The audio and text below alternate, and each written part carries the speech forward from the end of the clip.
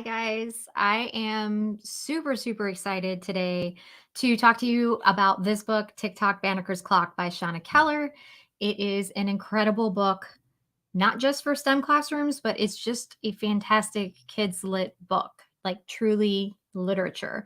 So that's why I fell in love with it and why I wanted to share some ideas for how you can use this to really connect with your math, your ELA, STEM, science, and other subject areas too. So I'm going to give you a few different ideas. And so hopefully you will pick up this book. I know you're going to love it. And so before I even dive in, I want to just read to you the first two lines of this book to give you an idea as to the author's craft and the type of rich language she uses. So two sentences, okay? Chesapeake Bay birds soared high as the new day washed gently across young Benjamin Banneker's farm. Early morning frost glittered the ground all the way from Benjamin's front door down to the river's wet bank. It's so gorgeous. The pictures, the illustrations are great too, and it's just a beautiful book. So I want to walk through some different activities for you, and I'm going to actually first tell you that right now this book is available being read by the author on YouTube, but that can end at any moment. Literally, it might end today. So originally, I've been actually in contact with the author. So Shauna had told me that originally her author gave her permission to have the reading available on YouTube through the end of August, which is today, due to the pandemic and a lot of classes being held virtually. So she was going to reach out to the author or to the publishers today and find out if we can get any kind of an extension on that, because we know a lot of schools are still being taught virtually. So I don't know yet if that's going to happen. So I just want to forewarn you that it might not continue to be available through YouTube for free. But as long as it is, we are going to have that connected for you. And I'll share that with you in just a moment. One thing that I do want to share with you is that on Amazon, I just checked before this, and the Kindle version right now is available for free. The hardback version is, I think it comes into stock on September 8th, just so you know. But I recommend picking up the book because I think it's going to be one you're going to want in your classroom library for a lot of reasons. But one of the things is there's an author's note with some extra information in the back that isn't available as part of the online reading. So it's just something to think, like, see if you can pick it up from your library if you it's not in the budget right now, but when it is in the budget, you're going to want this book. Okay, so moving right along. This book goes through, if you're not familiar with Benjamin Banneker, he invented quite a or he was very into science and math, and he was a tinkerer, and he created sort of like a striking clock, right? So sort of like a grandfather clock in a way, but he used a pocket watch and took it apart and then sort of figured it out piece by piece. So it's a fantastic book that kind of illustrates the engineering design process in really beautiful ways. And not just that, it also goes into perseverance, patience, working hard, making connections. It has so many connections for you to make. So let me dive in. I'm going to actually share my screen with you to keep me on track a little bit. And this will give you some ideas. Now, this resource or this video that I'm making right now is for people who want some ideas. And it's also, if you're what the things that you're seeing me go through and talk about, if you don't own this resource, that's okay. You can still get the ideas and you can make them up yourself. And if you're an elementary STEM club, you do have access to this resource, and others of you might have gotten it through Teachers Pay Teachers. So let me actually bring this in. Okay, so I'm sharing my screen right now. As I said, the story is actually available online being read by the author. It's still there today. So it's embedded within the resource so that you could actually just send it out through Google Slides. I included another video that's from TED Ed that goes through Benjamin Banneker's life. And then let's walk through some activity ideas. So a big part of this is Banneker went through and was like noticing how the gears work together. And so I think one thing that's good for introducing gears is just to use this as an opportunity to make observations. So really have your kids like look at some different images of gears and give them enough wait time to where they have to come up with some different observations. What do they notice? What's the same about the gears? What's different about the gears? What do they wonder about the gears? What questions might they have about that? And then just so you know, in the resource that's printable, I give you like sample answer keys so that you might, know what to expect. I should also say that there are printables. So I know that those Google Slides that I just showed you on the other ones are in color, so they're not great for printing. So I also made editable versions in black and white as well. You could extend this a little bit further if you want. One of the things I try to do with this resource is keep it kind of simple so that I know that a lot of us right now, if you're watching this in 2020 or potentially 2021, we're working with some different sorts of obstacles, right? With hybrid learning, blended learning, virtual learning, right? And so a lot of us are trying to compress our lessons into smaller time frames. So I tried to start with things that could be done in shorter time frames, but that could expand out if you wanted to take it to, a more deep place. So with the gears, we start with simple observations, things that you wonder, things that you want to know, or based on your observations, if you were going to make your own set of gears, what do you think would be important to include, or features that you would want to make sure that you had in your own design? If you wanted to extend that out, we could talk about the difference between having like a big gear versus little gears. When we interlock those, what happens when you've got one that's big and one that's small? What happens in terms of being clockwise versus counterclockwise? I was just having a conversation with Lisa Taylor, Teaching the Stars, just maybe an hour ago, and we were talking through some different ideas of different ways you could work with gears, and those ideas came up. Another thing that Benjamin Banneker really had to work with is he was looking at, these interlocking gears on this pocket watch and thinking, I want something bigger that can sit on a mantle or hang on a wall. So we have to scale that out. And he was also thinking about the way that, gears work in mills, and those would be too big. So trying to figure out the scale. And he takes apart the pocket watch and he does these careful diagrams, right? And that's being super methodical. And I'll keep motioning back to STEM ideals because he uses like so many of them in going through this project. And that's actually going to come up as one of our activity options as well.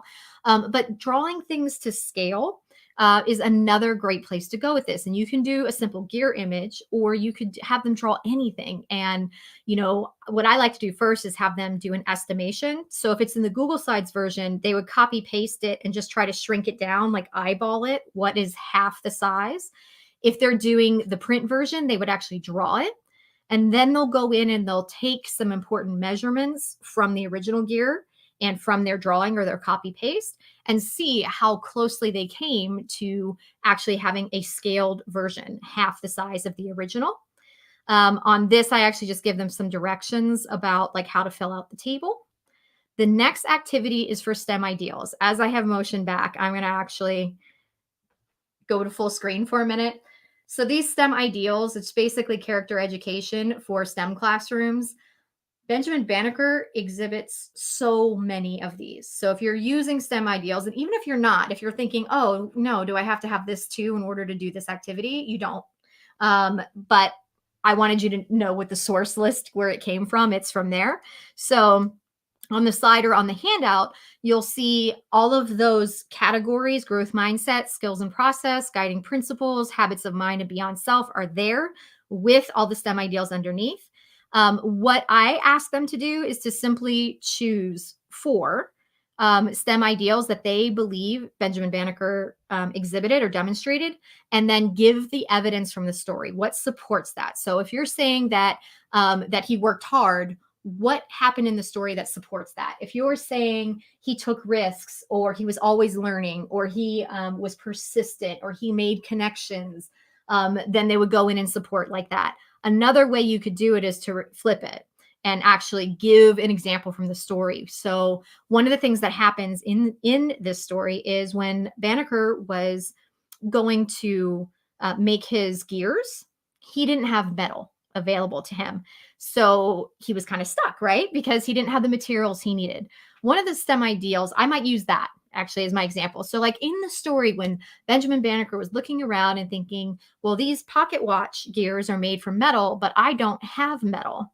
Well, what he actually realizes is he's on this farm and he has access to all kinds of wood. So he has wood available. So I might ask my students, what that part of the story, which of these STEM ideals do you think, you know, that shows that he demonstrated? So you might flip it by showing the event. He was being resourceful. And then, further in the story, even he talks about the fact that when he goes to carve them initially, they keep breaking apart. And he realizes because the wood is kind of wet and he starts to make connections between curing tobacco leaves. And maybe if he cured the wood, it would make it harder or drier. Maybe then it wouldn't crack apart when he was trying to carve it. So he's making these connections, right? He's being analytical. He's analyzing and asking why. Why is the wood breaking apart? So many great STEM ideals are demonstrated throughout. You might even actually, I'll wait. There's something later on that's coming that I'll show you because I have like 5 main activity ideas and then a choice board with 9 more. And you're going to see even that's just like scratching the tip of the iceberg with this because there's so many options. But another thing I really liked is homonyms because we talked about curing the wood. So I gave like 2 examples when and gave some definitions. So definition 1, to heal someone of an illness or disease. Definition 2, to remove moisture or dry out, and gave 2 images. Which one is the one that the story or the author is intending you to think of or to visualize when they say that it cured the wood? And then in the next one, give them an example where they have to create their own images. So they would either pull them offline or pull them from online, sorry, or they could draw it, right? Or add photographs or whatever, and then move the check mark to the correct one. Now, I want to spend a little bit of time here on creating working gears. So this is the STEM challenge portion. I'm going to actually remove that screen sharing for a minute. So we want to make sure that the students are being resourceful as well. And so they're going to have to see what kinds of materials they have available to them, especially if they're at home. They might not be in your classroom, right? So one of the things that I was thinking that most kids would probably have is cardboard at home. This is not easy to do. Okay. I want to just like forewarn you of that and be prepared that this is an excellent opportunity for you to work with your students through like what happens when you get frustrated and what did Benjamin Banneker do when his gears kept breaking and didn't work. This whole project, by the way, Benjamin Banneker's project took 2 years to complete. So it's going to be the kind of thing that when you have them do this, if they do it, they're going to run into issues where like, oh, the gear's not catching. Maybe they don't fit properly. Maybe it was really too hard to cut, especially like thick cardboard if they don't have the right tools at home. So then thinking through if their first design fails, and in this case, I use these little brass brads, right, to connect them. That's not a thing a lot of kids have at home. So they're going to realize they probably need something. They're going to need something to poke through and be sort of like the pin, but maybe that could be a toothpick. Maybe that could be a bent paper clip. It doesn't have to be these things. And I never ever show, I don't recommend, if you watch me at all ever, I don't recommend showing kids final designs. But I don't think it's a terrible idea for them to have seen like gears. And you'll see in these, I'll share back the screen in a little bit, that they do have on that observation page, they have gears, but then there are also these bigger ones that if they have access to a printer or you do and can give it to them, that they can, print these out and work with them and see what happens, what they can figure out. But I think, another thing to do is say, like, well, if you only have paper, what could you do to make the gears catch and move? Would you be able to bend things up? I wouldn't recommend any of this beforehand. I always think you just let the kids go, see what they do, see what they come up with, but also be really thoughtful about the fact that they're going to run into frustration and it's probably not going to work the first time. And I just dropped the book and the gears off the side of the table. That was that loud thud. So let me show you some of the things that I try to do on the handouts or on the slides that sort of like talk them through that process. So that they kind of understand, like, you're probably not going to be successful the first time. Like, at least it's not probably going to work totally smoothly. And that's okay. Like, that's the kind of thing that we're working toward. So one of the things I do here is I just give you some ideas of things you might have your students look for. If you only have like 10 minutes with your kids for your STEM lessons, then honestly, one day of this might just be, take a look around. You're going to be resourceful like Benjamin Banneker. This slide right here or this handout that comes with it is really just about like, look around your house. What might you use? And I gave you some suggestions I wouldn't leave on here for the students, but scrap cardboard, paper plates, toilet paper tubes, paper clips, glue, brass brads, maybe even like toothpicks. I might even just say that. And you can even fashion the pins, out of more cardboard or straws, maybe. Oops, I said toothpicks. Just had to add that in. And just encourage them to be like Banneker, and they're going to type out or write out all the different materials they might have. And then there's another question here for them to actually list the materials that they've decided they're going to use for their first attempt. I give them a slide where they're going to develop their own criteria and constraints for this. So is it just two interlocking gears, and when you spin it, the other one spins too, and it's smooth? What are your constraints? Your constraints are probably going to be your materials. You might have to work through this with them, but this is probably a different day.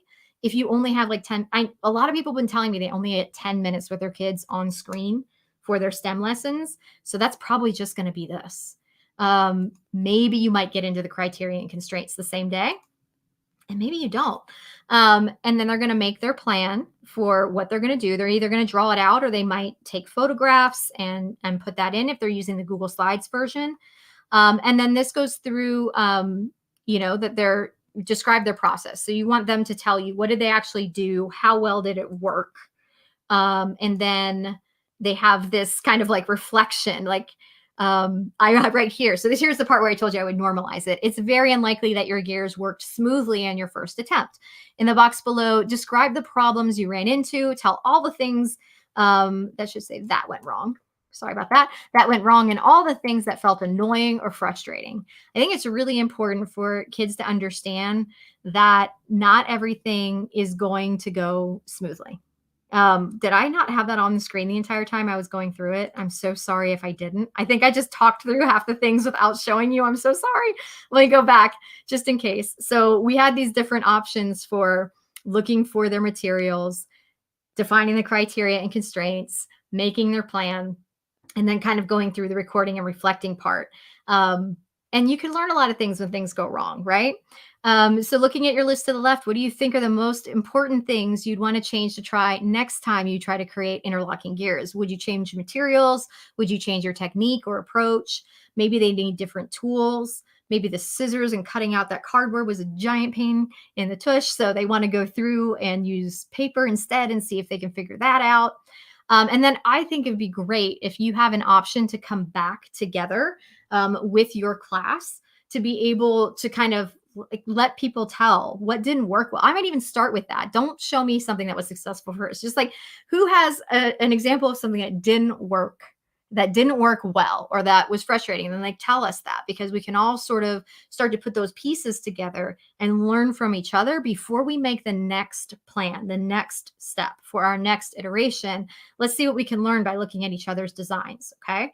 And I actually start with what didn't work before I got to what did, if anybody has something that did, right? And there are a couple other little ideas here, and then planning their next iteration. And as I mentioned, I give them a couple of examples if they want to look through those or use those. The next thing that I did is I added an extension choice board so that they can choose what they're most interested in kind of following up on. Now, some of these are extensions of the first 5 activities, and some of these are brand new, and these aren't the only ideas, right?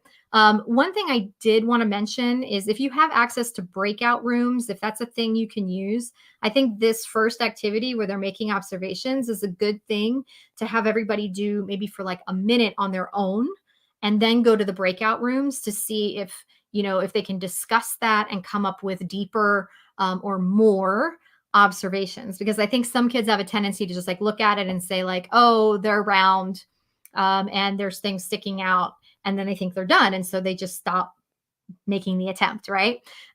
So I think this one is a really great one to do in breakout rooms or in teams to encourage some collaboration. I also think the STEM ideals one is great for breakout rooms and collaboration. You could even like almost make it like a contest if you wanted to see like, which group can come up with the most STEM ideals demonstrated in the story, with support from the text, of course. Homonyms, I think, could actually work that way. Like they could trade different ones they make. And actually that comes up in the extension choice board. Let me go back to this.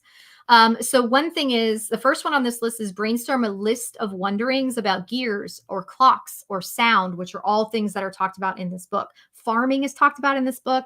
Flutes, he made a flute out of wood. So, making musical instruments could be a connection for this book as well.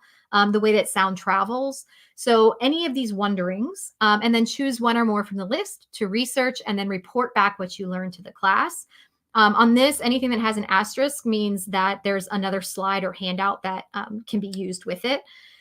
Next one is look at the steps of the engineering design process and find examples from Ticktock Banneker's clock for each step. I really like this one, and I'm actually going to show you the slide that goes with it right here. So if you have yours listed out a little bit differently, some people have additional steps in here. This is editable, so you can just change it to match whatever it is you like to use. This one's a pretty common setup, so that's what I've left. So the kids would go through and find an example, like as he worked through the process. And again, there are sample answer keys. So if you're not sure, that's provided for you. And the first idea, as I mentioned, the wonderings brainstorm. I gave sample wonderings here as sort of scaffolding, but if you didn't want it, you could just delete it. So that they would come up with their own fresh list.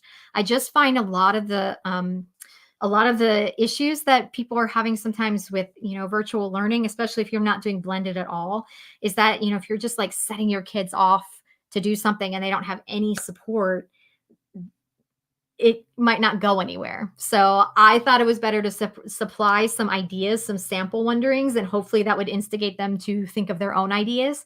But you know what? Even if it doesn't, even if there's just something on the list that's already there that they like, and they're like, oh, I do want to know that. That can be the thing they research. So, but if you don't agree with me, you just delete it, because that's why I left it editable. Next idea on this list is to challenge yourself to find examples of every STEM ideal in Ticktock Banneker's clock. And I did write that one event might be used for more than one ideal. So there might be something that demonstrates working hard and persevering, let's say. And that list is provided again for them here, and they can just duplicate this other slide as many times as they need to get to as many ideals as they can figure out. Fourth idea, create 3 new homonyms pages for you or classmates to complete. And I gave some examples that they could choose from these, or they could look up their own, and then they just make their own little homonym. I don't know if I'm going to call it a puzzle, but sort of a problem to solve. Like the other ones that we done earlier. Next one, create a story like Ticktock Banneker's clock about your experience making their gears. So the cardboard gears that they make or whatever they use, putting that into a story like Ticktock Banneker's clock, which I think could end up being really hilarious depending on what sorts of issues the kids went through. I know if I wrote my own story of making even those cardboard ones, it would probably be I think I could make it funny. And their story can be on paper with illustrations, or maybe you use PowerPoint or Google Slides. Maybe you use stop motion animation or puppets, whatever you like to tell the story.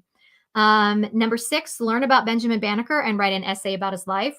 Maybe you're practicing writing summaries. You could have them do that. Again, this is editable, so you change it to whatever you like. These are just some ideas. Next one, find 3 different ways to draw a perfect circle. And so what I'm envisioning there is like some kids will take like, oh, well, I took this candle and I traced it because I knew it was a perfect circle. Great. That's one way to draw a perfect circle. What's another one? And so maybe they have a compass and they know they can use that. Maybe they know they can like tie a string, and just curious to see, how do they solve that problem? How do you draw a perfect circle using 3 different approaches? And then add numbers 1 through 12 to each circle to create clock faces. Describe your approach for the 3 drawings and how successful you were at drawing perfect clock faces. Now, if you haven't, I just realized I never said at the outset, like these are not all STEM activities, but I think they are all critical thinking or problem solving in one way or another. And I did have some handouts for this one too. So they go through and they describe what did they do to draw their perfect clock face. And then at the end, after they've done 3, using what you learned from your experience, describe what worked best for drawing a perfect clock face. You may include what you would try to improve if you made another attempt. And I gave them some gears for the 8th choice on the list here. So number 8, choose any gear template from the page provided by your teacher. Take measurements and create 2 scale drawings, one that is twice the size of the original and one that is half the size of the original. Create a table showing the measurements of all 3 gears. And then number 9, draw or create, design three or more interlocking gears that function smoothly and share the design with the class. Okay, let me come back here to full screen. And then I dropped my notebook on the ground, so let me pick it up. I just want to make sure I covered everything I meant to. And just to remind you that the gears thing, when they actually go to design those gears, that's going to be tricky depending on what they use. Even, not even depending what they use. Creating pieces that interlock and then function so that if you turn one, the other turns smoothly. In the original, like first activity, I just said 2. Keep it simple. As an extension, they could do 3 or more, or you could create something more elaborate where it's actually moving something, to create some sort of, either a display or, an actual thing. I want this thing to move to this place, or I want this thing to move counterclockwise to that one. You can create as elaborate as a challenge as you want. But I think for the first one, it makes sense because it is really almost more like proof of concept. And we expect that they're going to run into trouble in that first design, that I think it's fine to just start with 2 interlocking and then let them move up if it's something that interests them. But be aware that it's going to be tricky for kids, especially younger ones. Like I probably wouldn't even do that. When I was doing all these activities, I was thinking in my mind, like grades 3 through 6. This is pretty appropriate, but I'm sure as you're watching this, even if you have younger kids or you have older kids, you can probably already make your own modifications to make it work. Give them some more scaffolding or give them less. Let me see if there's anything else I wanted to share with you. Did that. Oh, with the scale drawings, one of the things I wanted to share is that even that can be pretty tricky too. The first piece being estimating. Pretty good, right? Not too bad. It could be a little bit tough, especially if they're doing the drawings. But what I'm trying to get out of like each of these activities is something that's doesn't take too long to do, but requires some sort of problem solving or way of sort of figuring out what's the most efficient way to do this. Whether it's I think scale and the perfect clock faces are kind of like that. Like what actually is the most efficient way to go about doing this if I have to solve that problem, because that's a skill that will serve them well in many aspects of their life, right? I think even of like something as simple as like, oh, I want to put like wallpaper on the wall. There's like, you have to sit down and really think through like, what's the best way to do this so that everything comes out the way it's supposed to and doesn't make me completely insane and I don't have to start it over 80 different times. The more practice we have with that from a younger age, the better that sort of thing goes. So I really like that as sort of a problem solving life skill.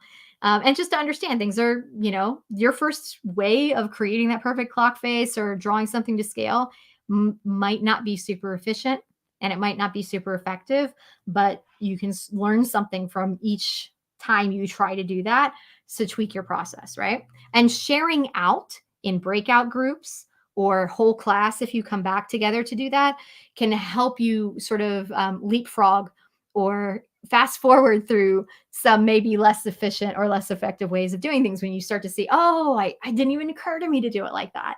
When they see each other, they see their peers doing it. That can be really helpful.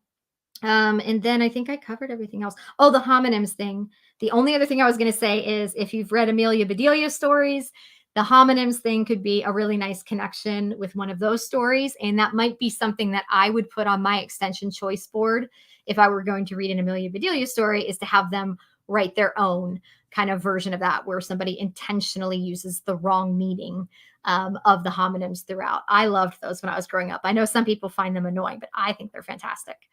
Okay, so that is everything for me right now on TikTok Banneker's Clock. As I mentioned, right now it's still available to watch on YouTube. Everything's editable. I'll provide the link. Most likely, if you're watching this, it's because you already have the resources. But in case you don't, I will provide the links to make sure you have access to them. So read the story with your kids. It's fantastic. And there's so many things I didn't even cover with figurative language in here and metaphors. It's beautiful. Read this book. buy this book if it's in your budget and enjoy this book with your kids. All right. Thanks so much for joining me today. See you soon. Bye.